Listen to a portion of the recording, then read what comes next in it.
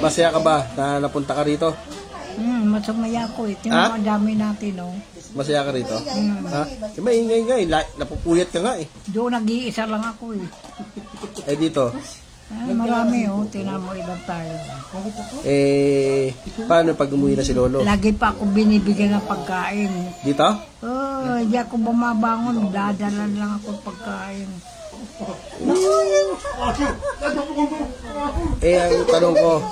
Ang tanong ko lang, paano pag umuwi na si Lolo? Yun ang problema. Ha? Pag umuwi na si Lolo, umuwi ka na rin doon. Uwi na rin ako. Kasi may kasama na ako eh. Oh, pero, dalawa na lang kayo. Oh. Dadalaw-dalawin na lang namin kayo.